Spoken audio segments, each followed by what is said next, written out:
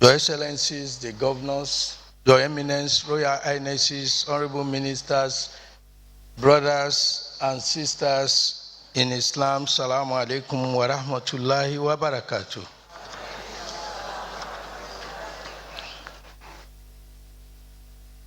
Almighty Allah, in the Quran, Surah An-Nur, Allah says, Bada a'udhu billahi minash shaitanir rajim.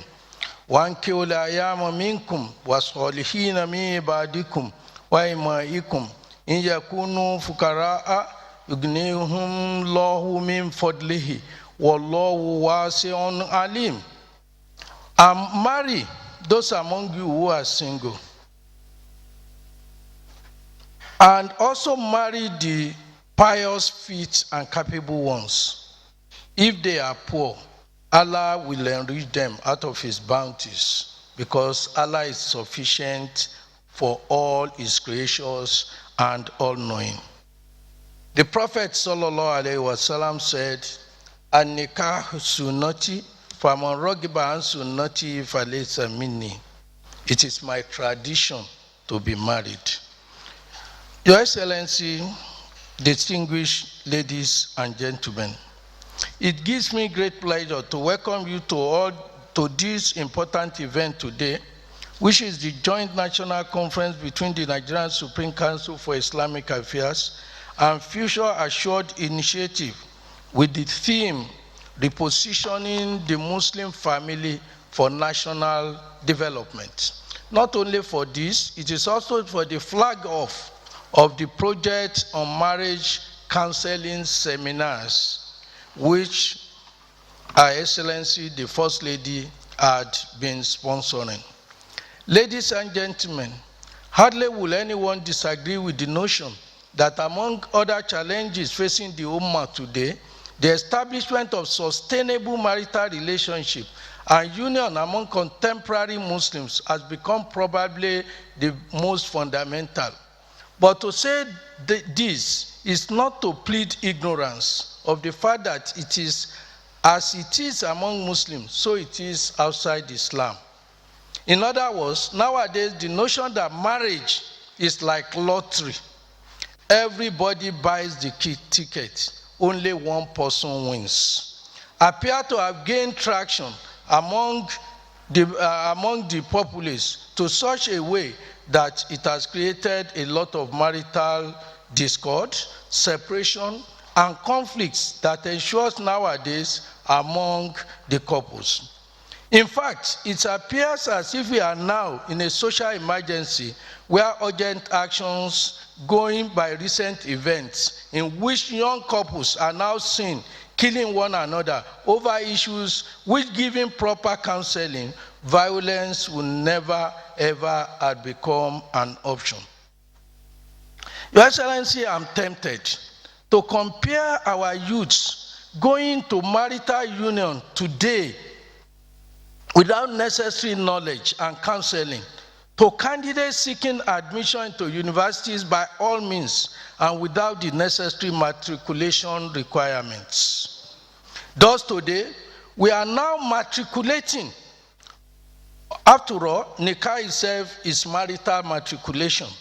We are now matriculating at the ceremony without satisfying the Islamic requirements that will have pre-qualified us to become brides and bridegroom. Perhaps the most fundamental of these requirements, Your Excellency, is taqwa Allah. And that is why Almighty Allah says in Quran chapter 4 verse 1, Ya ayyuhan nas, ittaqu rabbakum alladhi khalaqakum min nafsin wahida وخلق منها زوجها وبث منهما رجالا كثيرا ونساء واتقوا الله الذي تساءلون به والأرحام إن الله كان عليكم رقيبا. O mankind, be conscious of your Lord who created you from a single soul and created his mate from it, and from two of them scattered numerous men and women. Be conscious of Allah in whose name you adore one another, and the wombs, indeed, Allah is watchful over you. Taqwa Allah does not refer here to any other than to husbands who are partially blind and to wives who are partially dumb. Taqwa Allah refers to the man who knows that it is not everything that he sees that he should see. Taqwa Allah means is the quality in that woman who knows that it is not everything that she knows that she should talk about. Ladies and gentlemen, Taqwa Allah as a quality of a Muslim home calls attention to the necessity of Muslim couples to wear the garment of patience and for husband to put up the cap or the hijab of contentment. Taqwa Allah, ladies and gentlemen, gestures to a decision on the part of the Muslim bride and her groom to endure when endurance will be seen by others as stupidity. It refers to the station in marriage where patience will be seen as cowardice. Taqwa Allah is the knowledge that Muslim couples have of the fact that to enter into heavens, barriers have to be scaled. And to enter into hell, there are no restrictions. Your Excellencies, it is based on the above that the Nigerian Supreme Council for Islamic Affairs considers the institution of marriage as very important, and that explains why it has been conducting so many marriage-related. In the same way, coincidentally, the Future Assured initiative of the First Lady has also had as one of its focal areas of interest working on addressing these issues. The mutual goals and interests of both the NSCIA and the Future Assured initiative has led to this conference. In fact, in 2019, Future Assured initiative sponsored marriage education counseling seminar conducted in Adamawa, Kano, and Niger states. The exercise covered a total of 30 local government areas over a period of 8 months. At the beginning of the current year, the Future Assured initiative is determined to continue to execute this program as it has begun the program in Sokoto and Osun states. Because of the critical role marriage seminars are playing in increasing capacities of Muslim families to cope with marital challenges.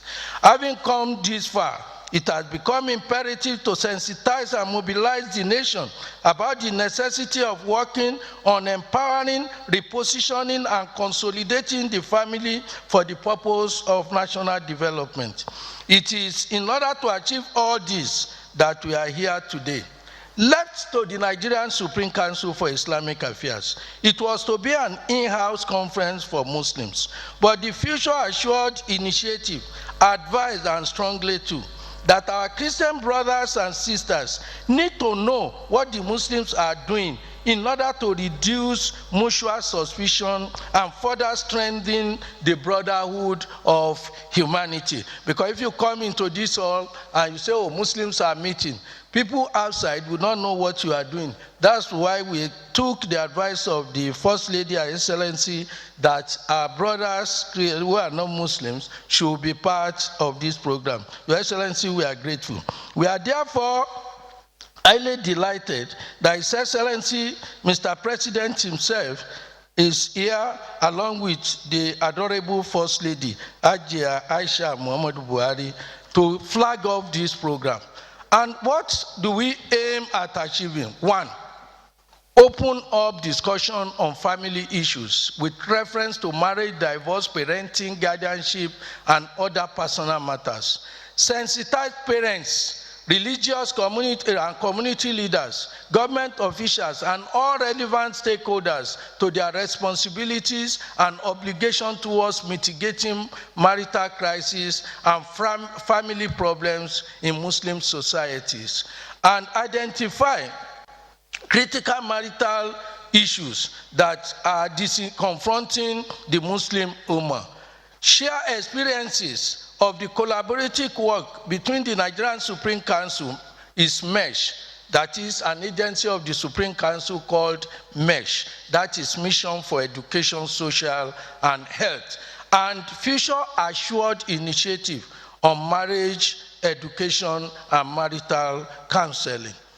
open up channels of interreligious dialogue on how to use common religious values of Christianity and Islam to strengthen national understanding through family ethos. Distinguished ladies and gentlemen, it is based on these overarching aims and objectives that the repositioning the Muslim family for national development has been chosen.